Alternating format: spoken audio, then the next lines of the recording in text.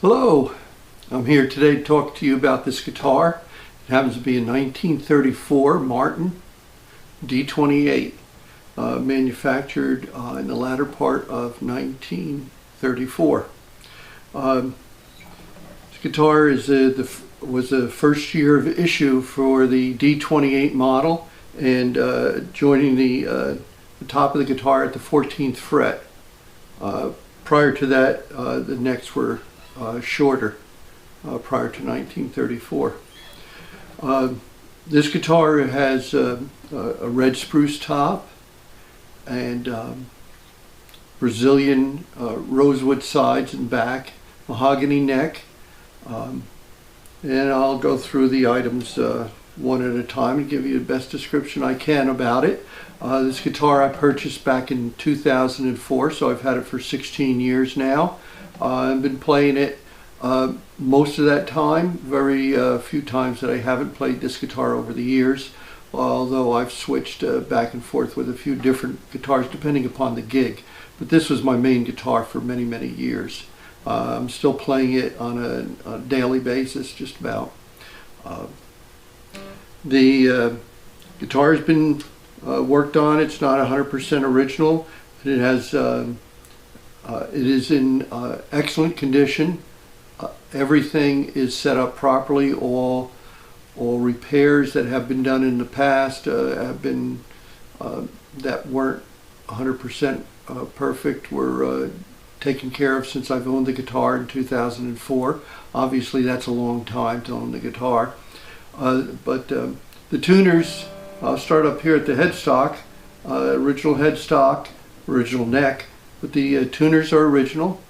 They are non-adjustable tuners, meaning that there's no option for a screwdriver in the back to turn the screwdriver. The headstock, the back of the headstock has the Martin name stamped into it, and that was done in 1934, and not any other time until, I guess, later years now. More recent years they're doing it again, but they just did it in 1934, the stamping. Likewise, these tuners were 1934 only. The inlays are, I believe, all original. The fretboard's original, the neck's original. Maybe try and give you a view on these tuners. Don't know if that'll show up or not, but there you go. I'd like to show you the back and the sides. Here's the back. Hopefully we got a fairly good view of it. This back has been oversprayed some. Down here we have some wear. Not really that much, but there is some wear, and there's a couple spots here and there on the guitar. It just doesn't look 100% brand new. After all, the guitar is quite old. Here you can take a look at the side. Give you an idea on that. And the other side. Hopefully you get a good view of that. And then the bottom of the guitar here, which is kind of hard to give it a good view. Maybe you can see. And then here's the top. As I said, this is a red spruce top. The bridge is not original, but it is from a 1936. The pickguard is not original. Back and sides are all original, the neck's original. Now I'll give you an opportunity to hear a little bit of the guitar. First I'll strum it and just let you hear the sustain on this guitar. It probably goes a half a minute. I'll stop it before it stops once, and then I'll do it once and let it go full sustain.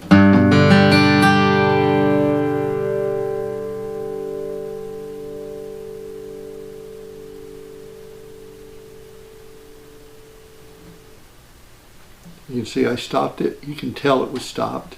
But when it gets very light, you may not be able to hear it. So I'll let it go, and as long as I can before I think that you'll no longer hear it.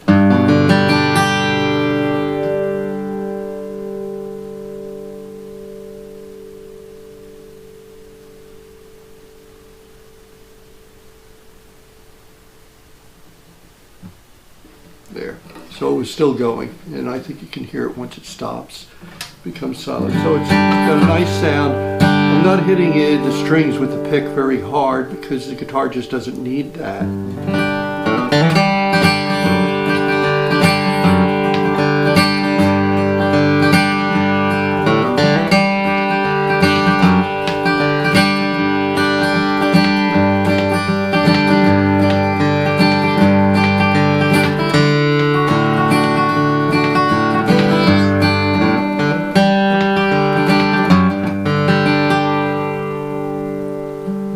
The intonation is 100% accurate. The string height is to Martin specs. Very nice to play. And the frets are all even. They've all been dressed properly and such. This has the forward bracing, scallop bracing. Any repairs on this guitar has been done with hot glue and done properly and done with the proper wood also, and to the same specifications of 1934. So.